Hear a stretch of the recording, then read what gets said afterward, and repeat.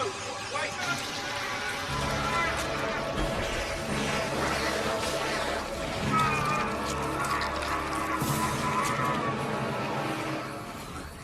who turned out the lights?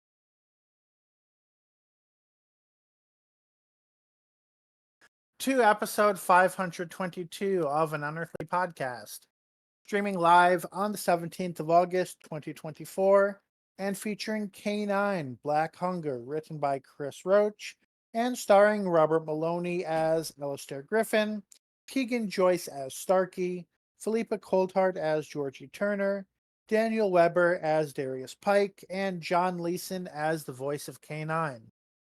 I am Bill Sylvia, the one in black, and I accidentally ran my Raycons through a washer and dryer cycle, but they seem to be working. With me are co-host Alex Fireheart. One of the longer cast readings for a while. And acting technical director Aaron Romeo Moon Burke. Hello. How's everybody's week going?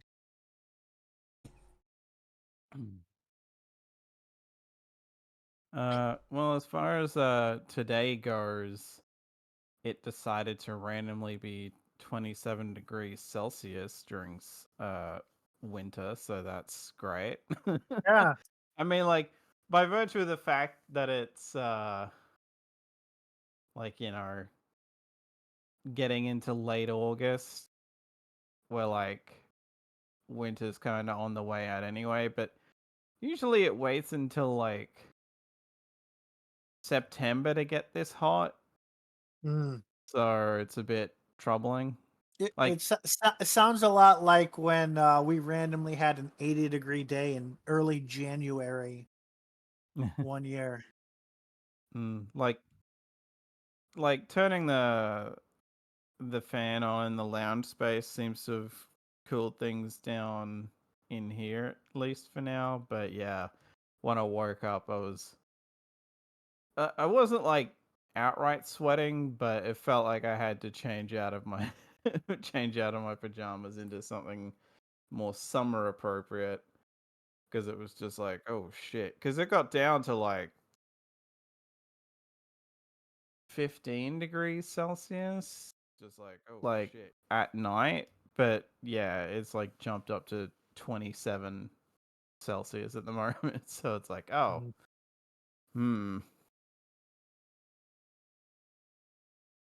yeah, aside from that, it's basically just been sleeping weird hours, because I've only worked like 4 days in the last 2 weeks. Wow. Because of some time off. And finally slightly getting over the burnout that I'd had from pro wrestling and being able to watch like pretty much all of one wrestling show that was on last night, and like a decent chunk of another one that started after the other one had already been like most of the way done.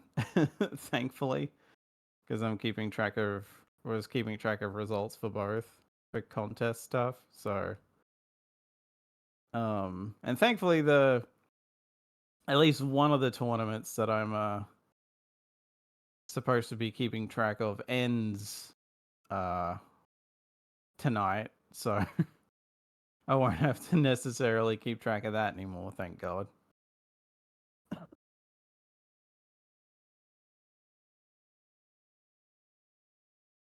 Right? How So about you, that's Aaron? I've been doing pretty good, trying to spruce up the live stream, adding some thumbnails to some old VODs. I'm finally gotten up to date on my Guild Wars 2 VODs for thumbnails, so I've added those. Now I have to write up synopsis or synopsi? I don't know. Synopsises for Synopses. synopses Yep. for each episode before I get those uploaded to YouTube. Make sure I get the tags for them sorted through because I really want. Basically, I'm trying to prep my VODs for getting them uploaded again to YouTube, which I've really fallen off on lately. So, so getting some work done on that. It's been kind of nice. What else? Went out to dinner, or not went out to dinner, but I went to my boyfriend's adopted parents' place for some dinner tonight. So that was nice to sit with them. They're kind of older and everything, but they're really just nice people, and that they've kind of taken Chris under their wing. So that's I'm sure he really appreciates that. So, and then we've got a vacation coming up. So I won't be here next weekend, but we'll be on vacation in the Dells at Aloha Resort. So that'll be pretty cool. I don't have anything worth stealing. If anyone's listening for that reason. So, and I'm also not Speaking of worth kidnapping. So. speaking of not having anything worth stealing, I'm finally down to the point of by the time you can watch this on YouTube will be the day that my student loans hit. Um so for anyone not keeping track, I got paid in last on July 16, and for whatever reason my pay was cut over the summer. So yeah, I have an empty fridge, and I'm in the process of emptying my pantry. Um, I uh, I stole my office mate's dish soap so that I did not have a sink full of moldy dishes, and I am about to steal some of their coffee so that I don't start getting migraines.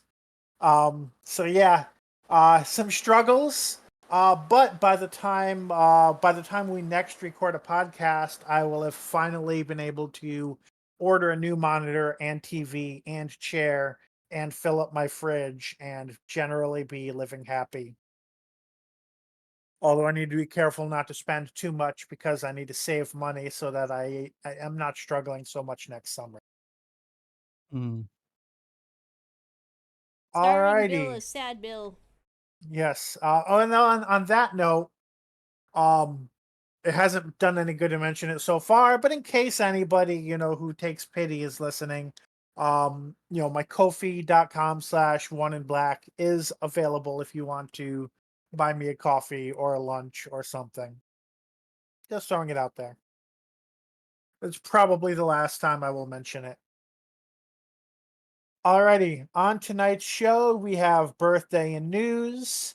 I think we have one item of Geek Talk, yes, and then we have our episode summary, review, final thoughts, and ratings. Moving on to our very short list of birthdays. Hmm.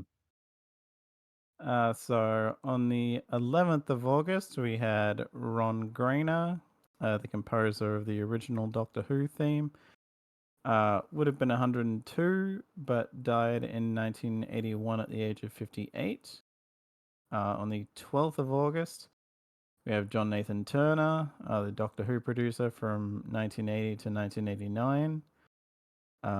And also for Dimensions in Time. Would have been 77, but died in 2002 at the age of 54. And finally, on the 16th, we have Rachel Talalay, who directed 6 stories from between 2014 to 2023, turned 66. So happy birthday to Ron, John, and Rachel. All right, moving on to our news. Our first piece uh comes actually I think our first two all come from both come from Doctor Who magazine via Cult Box. The first is that we have confirmation that some uh, footage for the 2025 season was shot in New York City. They play it coy here, I guess, to force us to scroll down, even though there's not extra ads lower down. Or maybe it's my ad. Maybe I do have ad block on. I can never tell because websites keep making me turn it off. Um, but yes, some Doctor Who content was filmed in New York mid-July 2024 for the 2025 season. Apparently, the director attended on Zoom from Australia. That was Amanda Brochi or Bracci. Um, and I mentioned other things being filmed in New York that are special sequence 4.0 redacted. Sorry, but you'll know about it next issue. I wonder if that has to do with the spin-off that is in our next piece of news. Yeah, so they technically wrapped filming the season back in May, but they're still doing pickup shots. So that's why the director Mm. was only attending via Zoom, because they weren't actually filming the whole episode. There was just some extra stuff they were adding to the episode. They've just been given permission for a very particular shot of London to be grabbed in the next month or so for effects work. That's interesting. Hmm. And they mentioned that they had an important drone shot in a major city thousands of miles away, which, I mean, that's the problem with measuring things in driving time. I don't know how many miles across Europe is. Let's just for context, the distance from London to Paris is Google also gives me hours um in miles. 200 miles. So it's at least 5 times the distance from London to Paris. So that's probably Africa or Asia, unless it's also in America and he's just being really literally about it. But that is our filming update. And moving on to our spin-off news. This one is also very short. We have confirmation that the war between the land and the sea is coming in 2025. And then there does not seem to be anything more specific than that. It begins filming in this month, which I think we already knew. And yeah, it's coming out sometime next year. And actually, yeah, I think there had been speculation that it was coming in 2026, so this is new. But there's nothing more specific. For all we know, it's December 2025. Yeah. Like, I guess it depends on. I mean, if they're only filming now, I would assume it's not airing before the next season of Doctor Who. It almost makes me wonder if what we're going to have is like just like they did with the Flash and Arrow, like in the next season of Doctor Who, maybe there will be a Sea Devils episode, and that episode will effectively be the first episode of War Between Land and the Sea, and then after the season ends will actually be the spin-off proper. Could be, yeah. Our final piece of news is some new audiobooks coming from BBC Audiobooks. So I'm pretty sure I don't recognize these titles, so I'm pretty sure these are new original stories that have not been released in print, which kind of sucks for people who have hearing issues. But these are On Ghost Beach by Neil Bushnell, read by Susan Twist. Oh, and Sting of the Sasquatch by Darren Jones, read by Genesis Linnea. They're all, of course, the current Doctor and Ruby. So I'm taking it that there's no coincidence that it's read by Susan Twist and that there will be a character played by her at some point in the story, and maybe even in the other one that's not read by her. These are both being released on November 7th. and are available for pre-order. Audiobook, well, there's not that much difference between an audiobook and a visual and a print book in terms of the amount of stuff being done. Well, either way, never trust the dates that we give here because they're all for the UK, and who knows what that means for the US and Australia.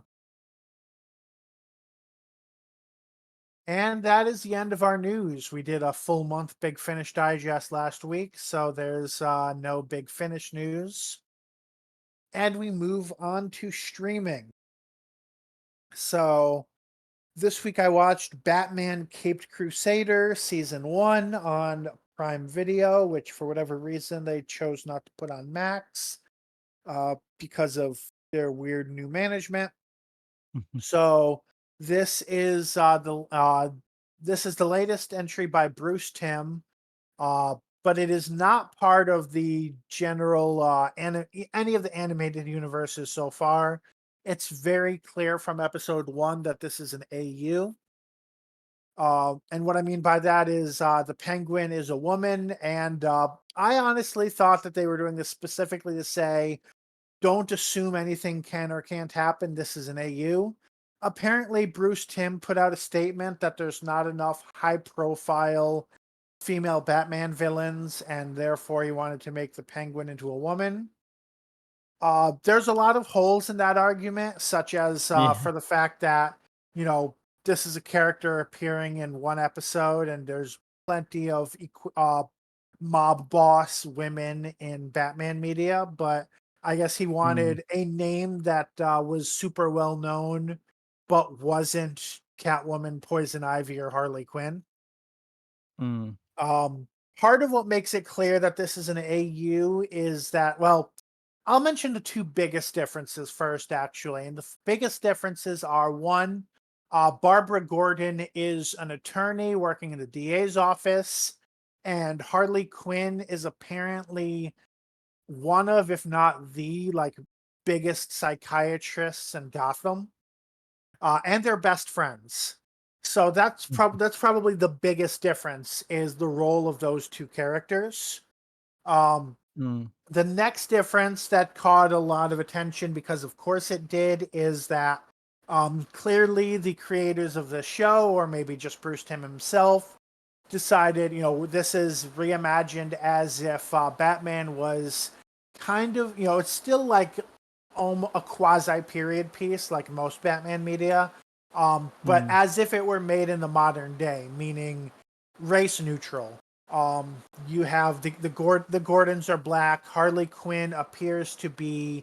It's hard to tell with the animation style and the fact that she doesn't have any accent, but she's visually appears to be Asian, East Asian or Southeast Asian of some variety. But an American accent. I don't know if this was always the case with Gotham, but they use a lot of language as if they were in London, like saying East End and flat instead of East Side and apartment. I think that's also just to kind of be like, yeah, don't, this is kind of in a space that you're not familiar with, sort of thing. Where was I? So there's basically I kind of hinted at one, but there's kind of two villains that they're setting up throughout the season. And then there's a big bad. The two that they're setting up, one kind of has their big moment into mid-season, another has their big moment toward the end of the season. And if I had to pick one complaint about this, is that those two aren't related at all. Especially, and given the fact that, I don't think this is a spoiler to say, being a Batman villain, that this person has mental illness issues, well established, in past Batman media. The fact that, since I've already mentioned Harley Quinn is a psychiatrist, the fact that's not related to this other villain is I think a missed opportunity. If they seem to be telling a partially serialized story, and that part is kind of lacking, is more making it more episodic. Oh, I should also mention they're using it's basically the 1940 version of Alfred, back when he was basically Batman's assistant and a heavier guy. But it seems they're also saying that he was also with Batman, with Bruce from childhood.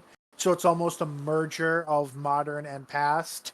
A lot of the show is like this. I think the big bad, I think, is someone who was introduced in the 70s and rarely used since.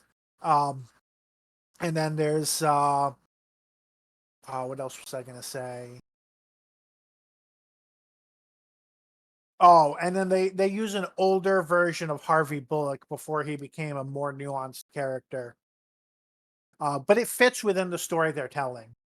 So I would generally say, if you're a Batman fan, watch this. I think you'll probably enjoy it. Um, I will. Well, I don't know if I should even mention the. I think this is probably worth saying. So, nah, never mind. I'm not going to say any more spoilers. So, um, so yeah, I'll say it's. Oh, and I guess the last thing, it's, if it wasn't clear, this is basically a year one Batman. In a lot of ways. So a lot of what you see in year one Batman stories. So he's not a tank yet. He's no Robins yet when you start off. Things of that nature. But if you're a Batman fan, I think this is worth giving a look. It's free if you have Prime. So yeah, that is it.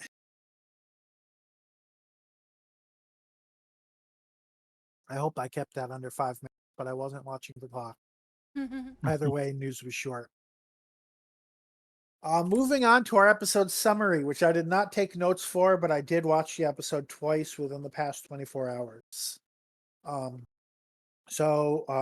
ahead and give me a countdown when you're ready. All right.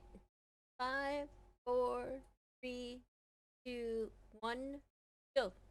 We open up with Darius in the sewer tunnels, which is for some reason a restricted area, and he's watching some people working for the department who are controlling a black cloud of microbes that they use to basically destroy litter that has made it into the tunnels. And he decides, hey, it would be really cool to steal this machine and use it for the housework that he's been paid to do.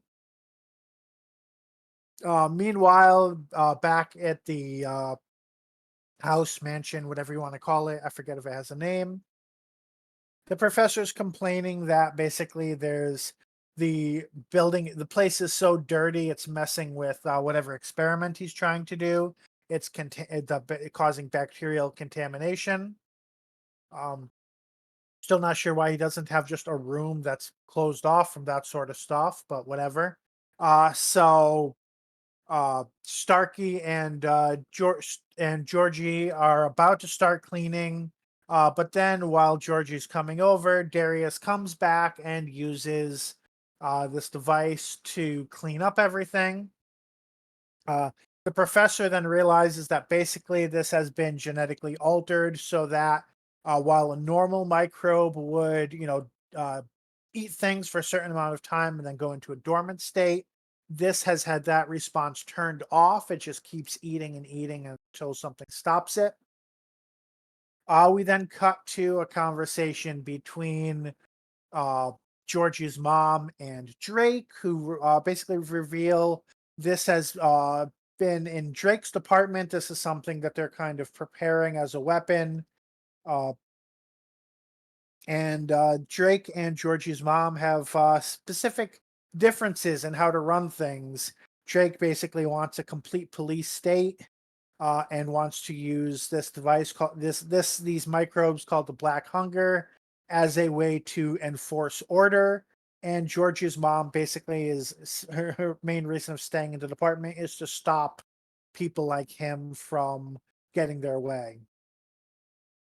Uh, the kids then go to return the device with the Black Hunger because they realize it could be dangerous, so they go to just put it back where they found it. But Drake's devices manage to find that they are there and carrying it. He sort of hides the fact that it's them from Georgie's mom, who is kind of cottoned onto it and realizes, yeah, this is my daughter is probably there. But he decides first to try to blow up the whole machine using a failsafe, and then they actually damage it in the process of trying to stop that, which releases all of the microbes, which almost get out into the Thames, which would then lead them to the Atlantic and then to basically destroy all life on Earth. But K-9 then absorbs all of the black hunger into himself for later disposal. Darius learns no lesson from this. The end.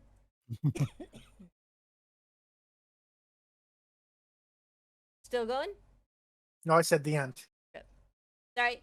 So that would have probably been more like 3 minutes and 30 seconds then. I was like, why hasn't she given me a time yet? All right. Yeah, I didn't hear the end. And also there was that whole last part of the episode where June was talking to her boss and wound up getting an even worse partner than Drake work with. So Yeah, that's just kind of a prep.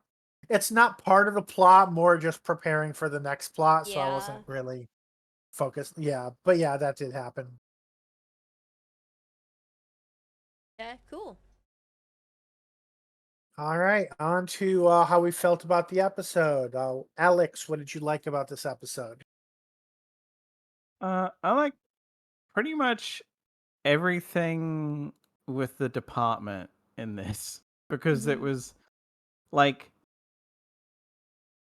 it felt like we were moving at least some things along in the grander plot without like having a multi-parter or whatever. Like this is still a self-contained story otherwise, at least with what's going on with the kids and the professor and that.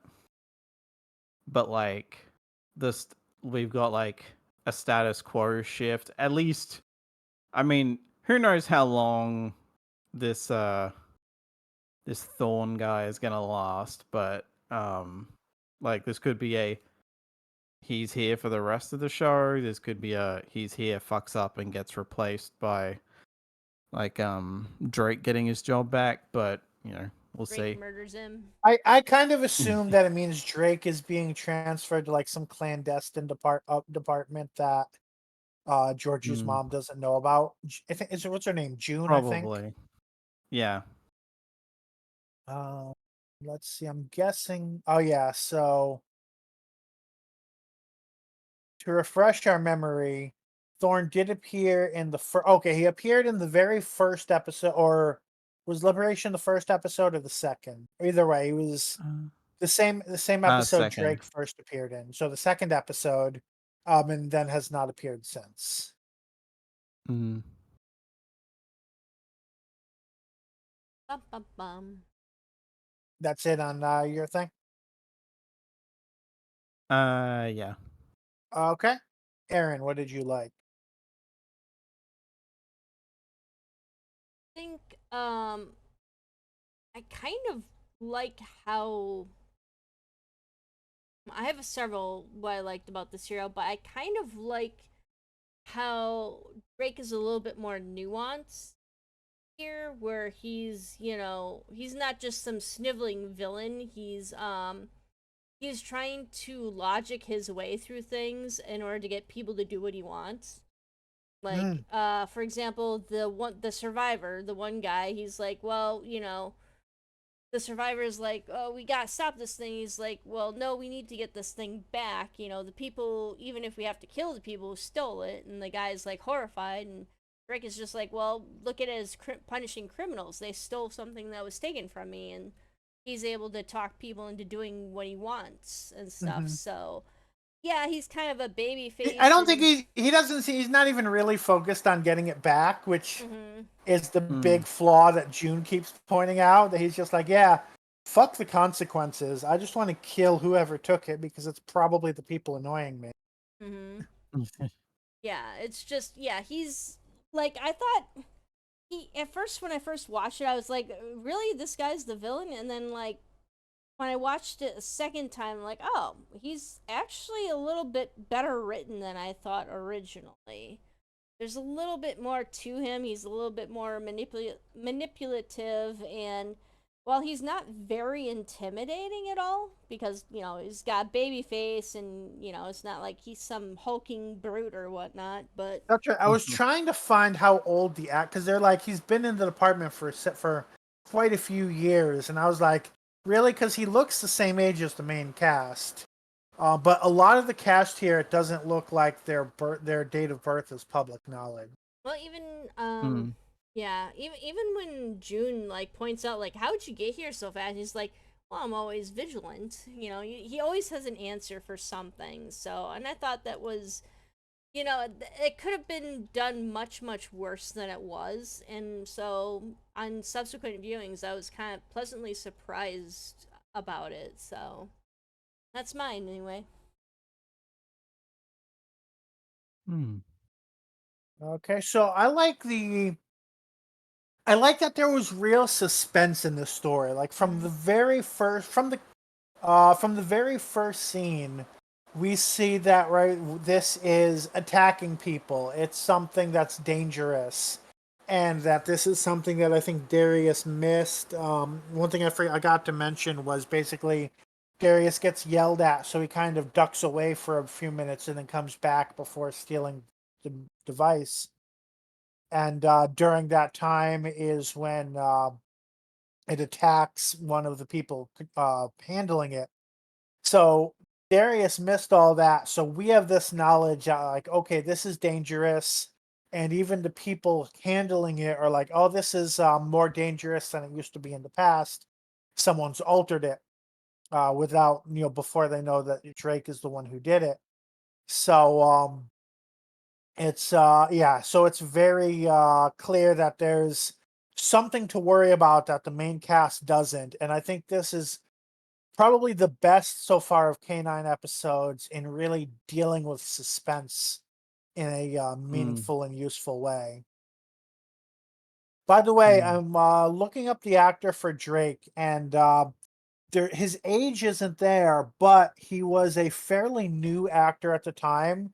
He had done one episode of TV in 2005, and then this was the very next thing that he did.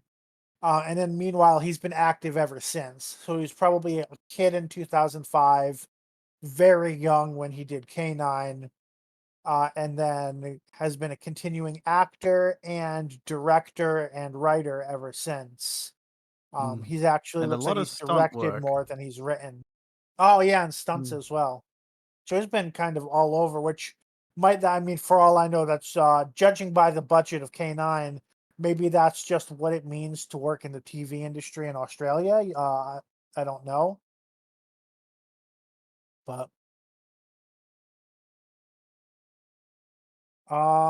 okay. What do we dislike about the episode, Alex? Well, I think I'm just gonna go with the elephant in the You get room. first pick at something you mentioned in group chat if that's what you want to Yeah, go for. like,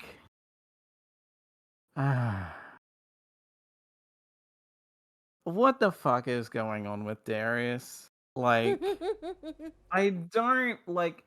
I remember us having issues with him in like the early episodes, and maybe it's just been a while, but I do not remember this grifter thing being. If at the very least, I like off the top of my head, I don't remember it being present. But if it was present, I don't remember it being like basically his entire character. Like I remember him being like a dickhead, but I don't remember him being like, "Ooh, how can I make money off of this?" Like, He was as sometimes, but I think it was definitely worse in this episode and last one than mm, it had been in most of them. yeah, especially because like it feels like he was starting to soften a bit, and then like either an episode we covered before, but it's just been so long that like I've completely forgotten. But it just kind of feels like they did a hard reset. The Egypt Like in the themed last 2 episode, I episodes. remember us being like, "Oh, Darius is a lot better in this one." Because yeah, like that one, he was the only one not mind controlled, so it was Mhm. like he had to kind of become the hero of that. Right.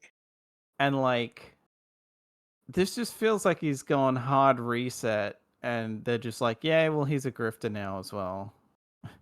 And it's not like, because especially I say grifter and not just like, oh well, you know, he's working class, so he's got to find ways to make money somehow. I mean, for one thing, he's living with a guy who has his own manor, so I don't know why he's so hard up for money unless the I Griffin is hope really that's going to stingy be with pay. revealed. Like, I get the feeling either like he really owes somebody, unless he actually like has a family member we don't know about that has like needs medical Yeah. treatment or something. But that really has never come up so far. Yeah. Also, I feel like there'd be like a. I mean, it would also just be a fault of the writing as well if it turns out that it's like he's got altruistic reasons, but like he's just always presented as ha ha ha, how can I make money out of this situation? Um, rather than like outright looking like, no, I I mean, I desperately think need that's a money. common trope, Mm. and I think, well, I don't know how often you see that in real life. Never mind, but But like, you know, like there's. I mean, like hell, there's some shows where the whole shtick is that it's just like, here are some working class people that are like trying to grift. Mhm. Like at least one that comes to mind that's like British and old is, well, old. I think it was more of an 80s thing, but still, that's oldish. By media standards anyway. Um, is Only Fools and Horses, because I, that's like basically just a bunch of Mhm. people like, oh, how can we make money today? Like that's the whole thing. But yeah, it's just, I don't know. Like again, like he lives with Griffin in this manor, basically for all we know, rent free. So it's like, is he really that hard up for money, or does Griffin just not pay? Well, he says he like they say in this episode, like, don't you like pay Darius to like take care of the place? So it's like, how little money is Griffin paying him that he feels like he needs to like find whatever he can to do a grift with? Like it's so weird to now, me. Like I if we don't do get it. find that he's putting all of his money into his car, then yeah, that just is more of him being a You know, dick. in hindsight, that's what it used to be. His whole obsession was that fucking car, and we haven't Mm. seen it in forever. So I guess they Which, forgot, yeah, and it's now weird. they're It just was a like, huge plot point in 1 or 2 episodes and almost yeah. never mentioned again. Like definitely early on, it was like, I think he was technically supposed to be a taxi driver or something, or at the very least, like Griffin's little chauffeur, effectively. I don't think it could be Griffin's chauffeur because Griffin hasn't left his house in years. Fair point, but yeah, it's like it seemed like it was a taxi at the very least. So it's like, so were you a taxi driver and you gave up, like, or did they just forget that Right. like he seemingly had a day job and now he just doesn't because the episodes require him not?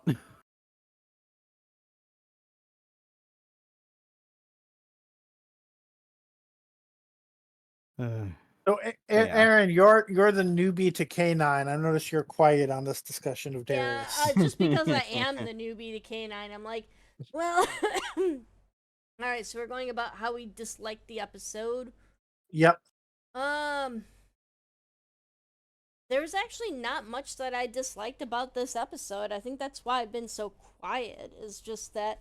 I mean, I'm gonna go ahead and take the grab for the easy low hanging fruit and just say that the SFX are still a little iffy with the black spots I'm standing in pretty police. sure that every episode, including the finale, is going to have that issue. Yeah, this is But kind of why I stated it's the low hanging fruit. Like every episode, I mean, classic Doctor Who would have at least used foam, like maybe yeah, green I colored was foam or looking at that and something. I was like, okay, they're using a particle effect that you could probably find in Windows Movie Maker nowadays. Mm-hmm. Not in 2010. In 2010, you could not get that in Windows Movie Maker. Yeah. But you could easily afford it in like the demo version of After Effects or something. Mm-hmm. Whereas, yeah, definitely classic Who, they would have been like, well, yeah, we'll, like you said, spray foam or something physical, so it's not Well, that would be quite so obvious. that would be even better. What they would do is they would have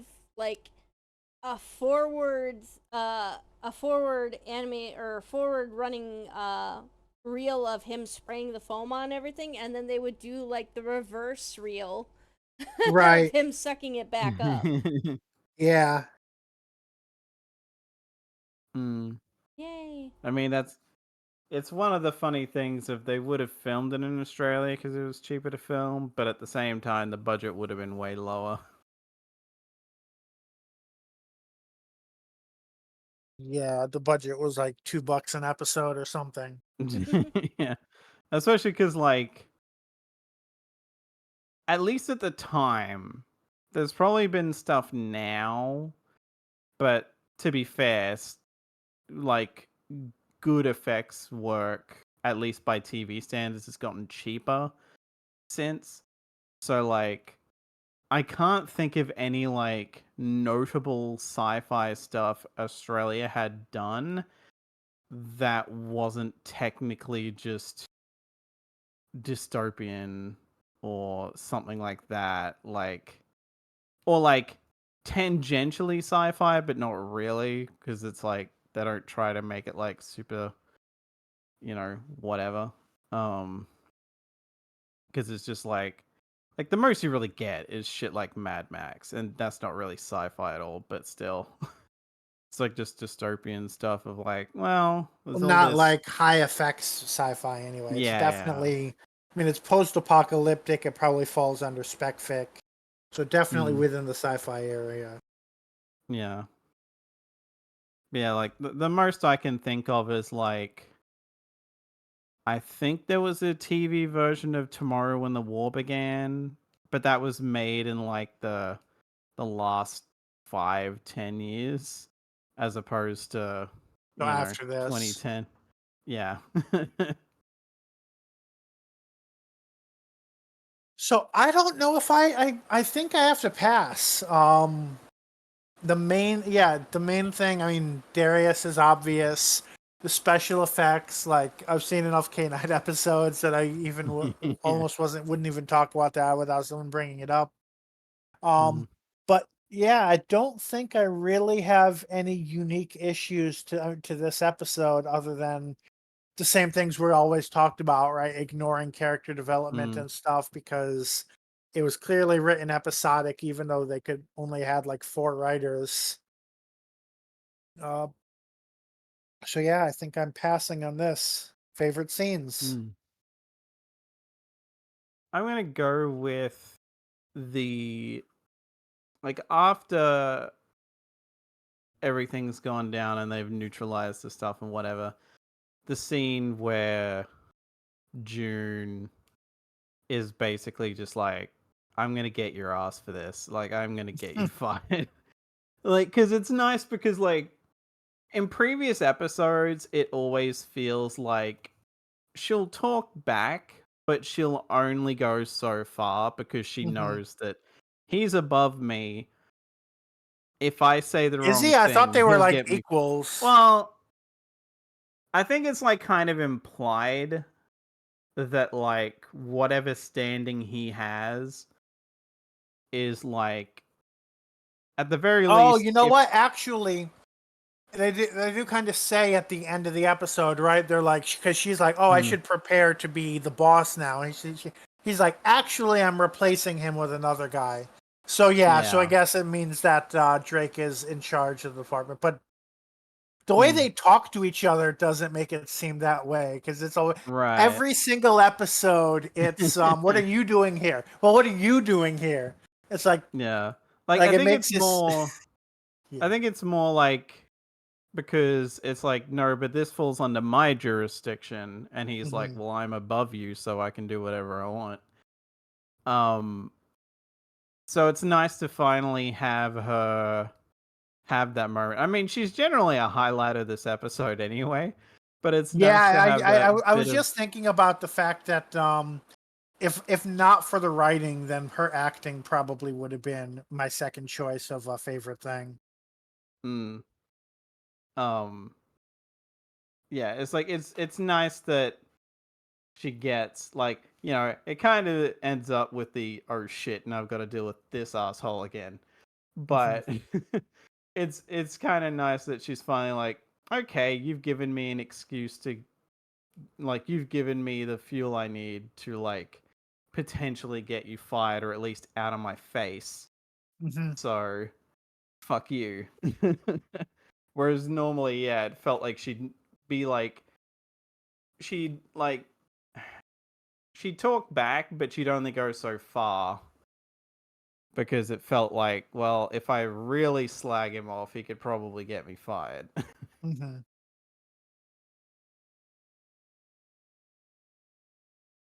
All right, Aaron, what's your favorite scene? I have several. Um, I'm gonna go with again. Was it the program, or who are the bad guys?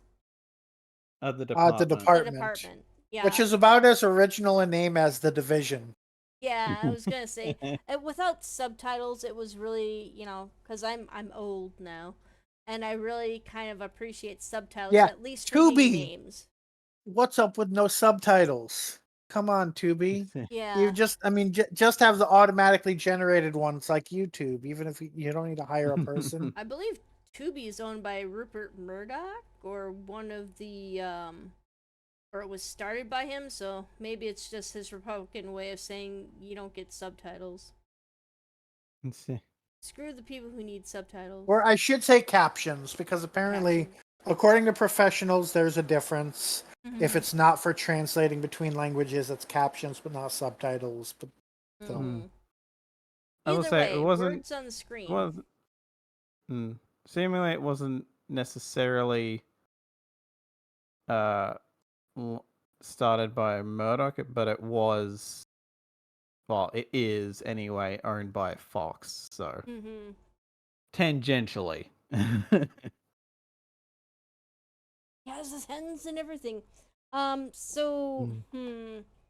I actually have quite a few that I enjoyed in this episode, but I'm going to what's the go one? with the more kind of the more subtle one, and that's the one of the henchmen and the moral dilemma of setting off the imploder while they're kids.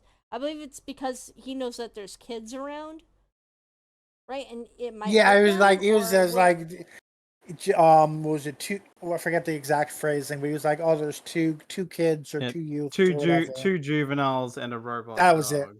Yeah, And like he's and just two juveniles and a robot dog, and Drake was then. That's immediately when Drake was like, "We need to kill all of them," mm-hmm. and then Okay.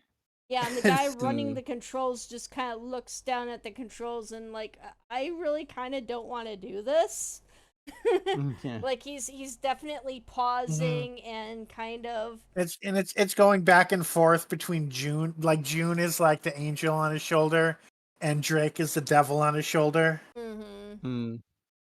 And I think what he does eventually push the button too, I believe, Yeah. that activates the imploder cell. But then he Yep. like feels real bad about it too. He's just like, oh God, what have I just done? So I thought that was kind of a nice little touch. He could have easily have just been, this puppet, like, random bad guy number two, just, is just like, screw it, Mm. I'm getting a promotion out of this or something. And they actually had him pause for a moment and consider his actions. It's this entire episode is really kind of the consequences of people's actions coming back, circling back to them, Hmm. kind of a thing. So, Hmm. but yeah, And that's the one that I picked on anyway. I mean, it is interesting generally because it seems to specifically be because it's like teenagers that he's like, hey, that's a bit too evil. Right. Mm-hmm. Like, if it was adults, maybe I probably I wouldn't mean, care, but yeah, kids. I get the impression from him he still would have been like upset about it, but like he was really just like kids. I think I'm going to go to a different part of kind of the same scene, and it was mainly just like June's reactions because this is the first time. I mean, it's not the first time you see her care about Georgie at all, but she's very like, how many people are there? Wait, like she's like you can see like in her face, she's like, I can't say that my concern is that my daughter might be there because I don't want to say that. Oh yes, my daughter's a criminal, but I also really, really don't want my daughter to be murdered. And it's like that's her whole dilemma throughout that scene, and I thought it was really well done. Least favorite scenes, Alex. Griffin explaining what the microbes being loose in the Thames will do. Are like actually like them getting free because they didn't suck them back up into the machine. And then kind of disabled the machine so it didn't blow up. And like Griffin explaining, well, we've got about a week before the whole world gets eaten. It's like You, there'll be nothing left or something. including And me. yeah, Mm-hmm. they're like the including me bit is like, shut the fuck up, Darius. Yeah. I almost wonder if some writers just really hated Darius, and some were trying to like be like, no, he's redeemable, and they're like, no, he's not. Mm. I mean, like, it almost kind of feels like the more I watch this show, the more it's one of those memes of like, I mean, I don't know if Shut Up Adric was ever a thing, but oh god, what's the Star Trek one Shut that up, people Wesley. always? That's I it. was, I was, I was, I was like, it's not shut up, Will Wheaton. What's the character he played? I should know this. Wesley. Shut Yep. up, Wesley. Mm. Yeah. Like it's very it's at that point where I'm just like, oh, can Darius just go away? Or just shut up.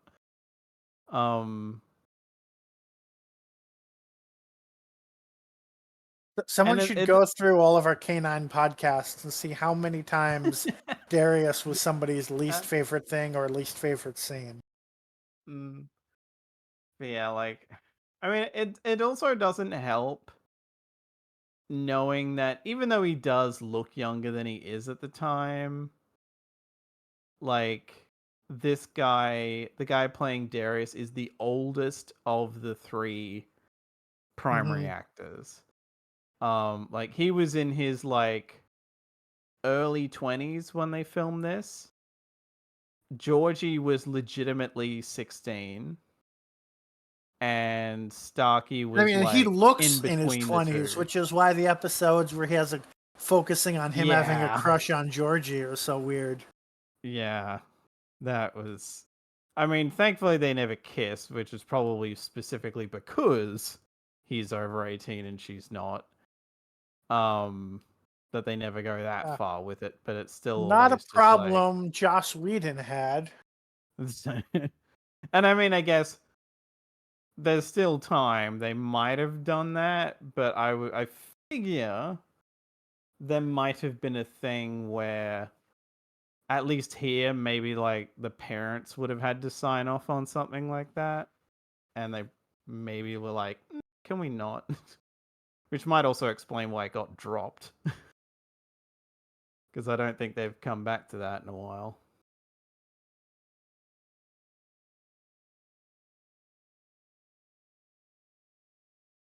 All right, Aaron, least favorite scene.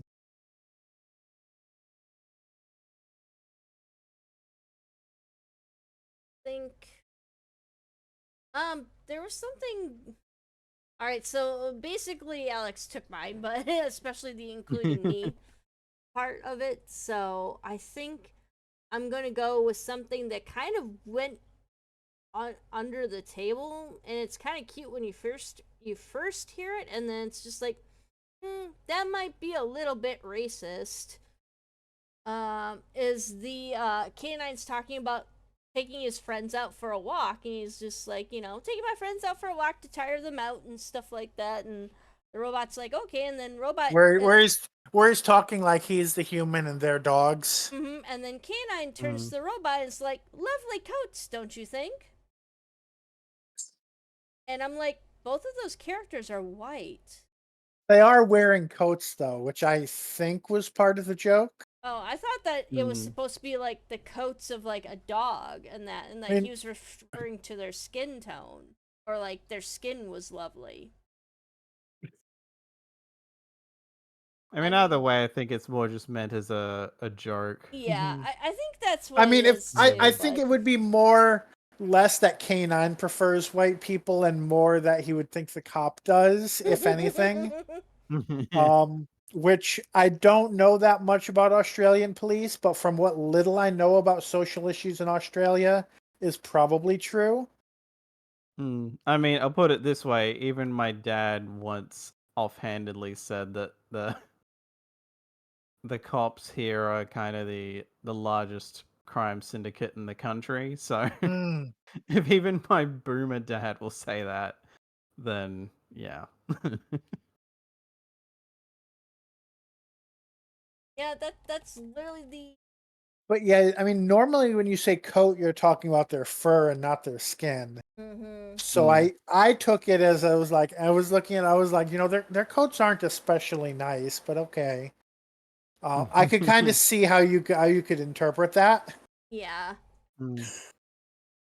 I will admit, the first time I like had looked away for a second. So when he's like, "I think you should put a muzzle on this one," I didn't catch who he was, like who the robot cop was like referring to, and then watching it back that it was Georgie, I was like, "Oh, okay."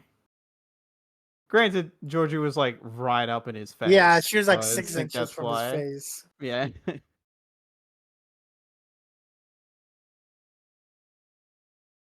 All right. And I think I'm going to go, and this is effects related, sadly. But more in more in the sense that they couldn't afford the effects to do what they were doing. The first guy is killed off screen, and I thought I had missed a scene. I was sitting there and I like they were like, 1 minute he's being attacked and the guy is vacuuming them all up, and then we don't see them for a couple scenes, and then we see the one guy again, and he was like, they became flesh-eating monsters, and I was like, wait. And then I rewound all the way back to the beginning and watched the rest of the episode again, and I'm like, yeah, he never actually dies on screen. You never actually know if he's going to die or not, and then all of a sudden he's dead. Right. And if they had just used foam, that wouldn't have been a problem because you could just fill up Right. the helmet with foam. Or fuck, I mean, in the opening that I came up with while watching that scene, they just had the helmets turn to black and say, "Hey, who turned out the lights?" Have the helmet fill up with black. Why not? That can't have been that expensive to just Right. imply I mean, that. I am curious. Which I still maintain they couldn't legally say that the microbes were mixed with Vashta Nerada. I'm going to say that they were Vashta Nerada. Like thinking about that now, I didn't bother to think of it at all. I mean, like, it did seem a bit weird at the time that they didn't show it, but it would not necessarily surprise me if they did film like an explicit death and then were told, no, if you want this show to remain the rating it is, you cannot show that. Like, it would not shock me, especially because considering Australia is a place where, like, at least a scene or two have been cut from episodes of Doctor Who before for being Ah, described as too violent. So so you think even what that I was 60 described too. might have resulted in them like having an issue with airing it? Mm-hmm. Potentially, but only because of the age range they were aiming for. Like, if this was PG, maybe they would have gone for it, but I think this is mostly. Oh, well, it is PG, so maybe they would have been fine with it. But, like, it would not surprise me with how stingy some ratings boards can be if someone caught wind of that, or even just like a higher up on the show or some crap, like I, saw that and was like, no, this is supposed I to be for little kids. We're not doing that. I will say, just from what I know of American American censors, they would have had more issues with the scene where he's like about to choke the guy out than Mm, with anything that could be described as fantasy mm, violence. Which is yeah. why they have all the like, oh, turn the blood green and turn the bullets into lasers, Mm, because people right. can't mimic that on the playground. Mm, They can mimic choking somebody, but they can't mimic, oh, now your helmet turned black and you killed somebody. right. I mean, I will say one thing that they could have done that wouldn't have required a ton of effects work is just a cutaway, cut back, empty suit on the floor. Yeah, true. Mm-hmm. Done. Like, that also would have achieved the same thing of like, okay, we're not showing him die, but it's implied. It's still, yeah, that still would have gotten the point across better than cut away while they're being vacuumed up and then return to the Mm, character several scenes later, traumatized. yeah. I will say that scene was kind of a backup for me if I hadn't gone first and someone had taken it, because in like, mainly for me, coming from it at a different perspective, I feel like that would have worked better as a cold open because of how it kind of ends without a resolution of seeing the evidence that the guy died. Because then we like immediately cut to Griffin working on his experiment and the music is sort of jaunty. And Hmm. it's like, well, that's a weird hard cut. So it feels like it would have been better to have like cold open, intro, and then go to Griffin being annoyed that the house is dirty.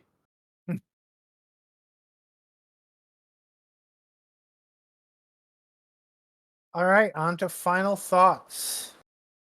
Starting with Alex. I definitely think this is an improvement from last week. Like, there are still issues as we've discussed, but it's at least a step in the right direction. Like, again, it's mostly fairly self-contained. It's like, uh-oh, what's the department up to this week? But this actually has like, at least for now, lasting consequences. Like, again, I don't know how long Thorn is going to stick around, if he's going to be here for the rest of the show, or if it's going to be a thing where he gets ousted and Drake comes back, or if just Drake comes back and he's like in a position above both of them, or something like that. But it was nice to after an episode that you really could just skip. It was nice to have an episode that it's like, okay, this does actually have some like ongoing plot consequences that Right. make it worth watching. Um, Which, yeah, I forget. Oh, never mind. I can give my own final thoughts. Go ahead. um, and yeah, like the definite bright spot in this was June, in opposition to um and it's also one thing that I didn't go into that it was finally nice to get was June's position of why she's still with the department, because this implies that she probably wanted to leave at some point because, like, dystopian government and all that. but it's like this makes it pretty clear of like, no, I'm here to keep you lot in check because I'm okay with some of this, but I'm not okay with like the full extent of what some of you fuckers want to get up to. So I'm here to make sure that we only go so far. Which is nice because previously it was just kind of like she's just the like slightly less evil one who happens to be the mom of one of the main characters.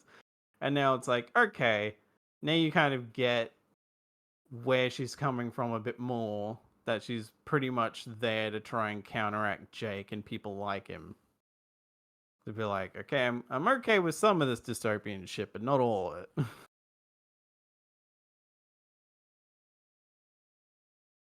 And, you know, fuck Darius, basically. All right, Aaron, final thoughts. All right. I do like how they up the ante on um on the threat level here for the monster involved. And the fact that the monster, it's not some invading alien. Well, not necessarily. It's something that was changed and corrupted by the department. The environmental message, but like also just don't screw with nature, basically, kind of just and kind of, I don't know, I like kind of that message where yeah, it was just like, don't screw with nature, just kind of don't be lazy about taking care of your own environment around you, and then try to find shortcuts. Otherwise, you're just gonna get yourself in bigger trouble. It felt like this was a slightly higher quality episode than the previous. Well, at least the other one that I've seen, this felt like it was higher quality, both with writing, and even though I ragged about the SF these special effects, um, they still weren't like super bad. They're kind of corny, but like that's, I've come to kind of expect that with K-9 here.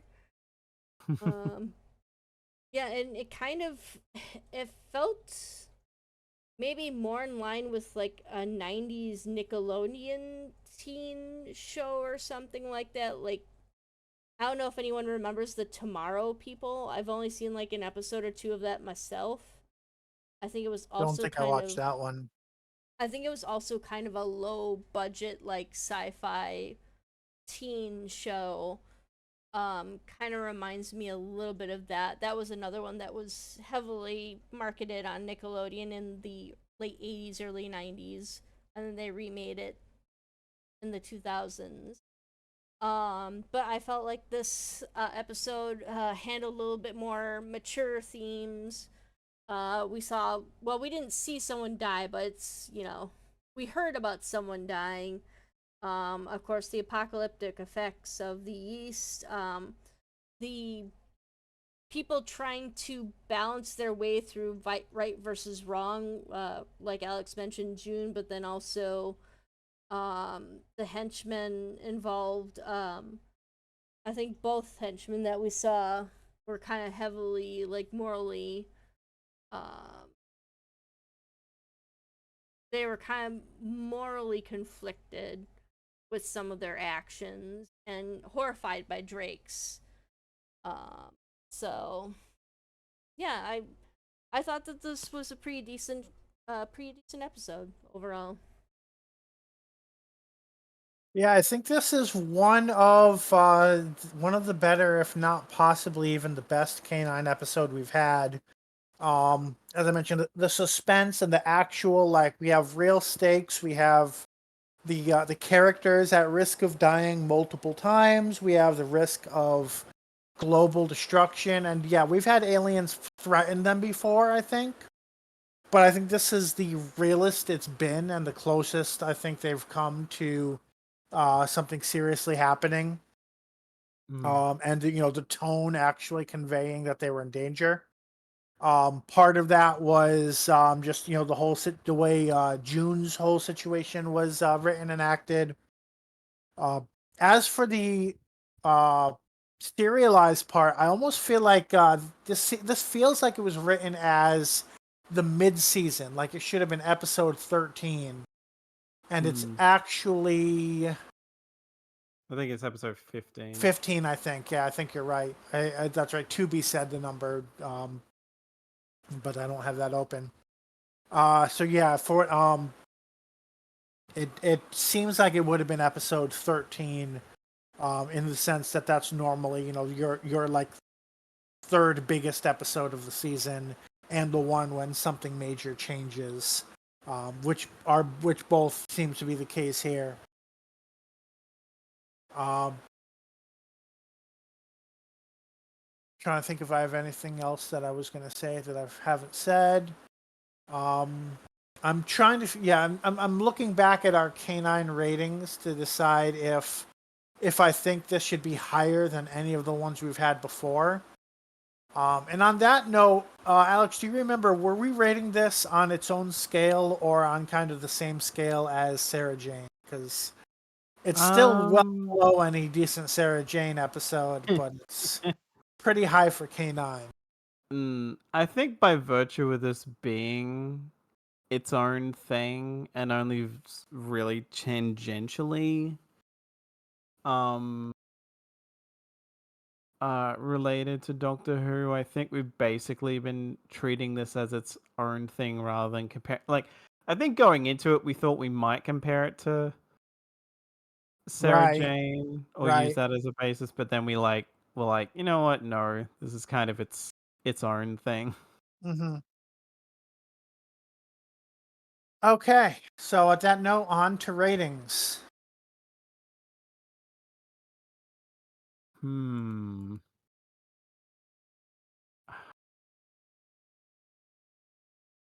I feel. You know what? I feel like this is enough of an improvement over the other one that I'm willing to be a bit nicer. So I'll give this one a 4. 4.0, Aaron. I'm actually gonna do the same. Give it a Okay, 4.0. 4.0. So I'm thinking, on the merits of just K-9 and the fact that, it's probably as close to the top as we're going to get in this show, I will give this a 4.5. So that averages out to a 4.17, which makes this number 179 or tied for 166 out of 481 things reviewed. It is on par with, actually that puts it on par with the K-9 episode Ouroboros.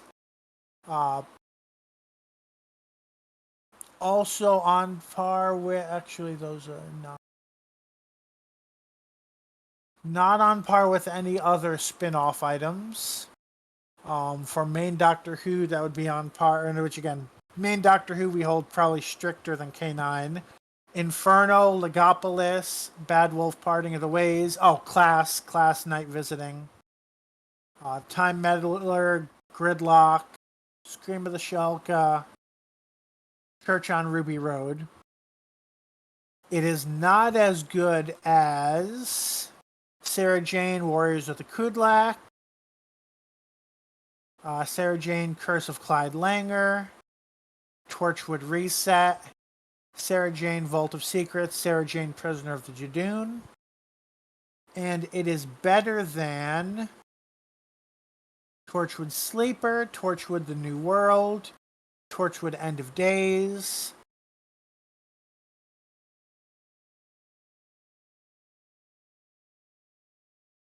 Clash, co-owner of A Lonely Heart, Bravish Heart. So that is all we have to say about Black Hunger. Let us know in the comments what you thought of this week's episode. If you haven't watched it, K-9 is free on Tubi in the United States. Don't forget to like the video if you've listened this far. Subscribe on YouTube to get our exports every week. or follow us on Twitch to get notified when we stream. In 2 weeks from now, we continue on with K-9 with The Cambridge Spy, written by Jason Bork or Borke, and starring Robert Maloney as Alistair Griffin, Keegan Joyce as Starkey, Philippa Coulthard as Georgie Turner, Daniel Weber as Darius Pike, and John Leeson as the voice of K-9. We'll see you then.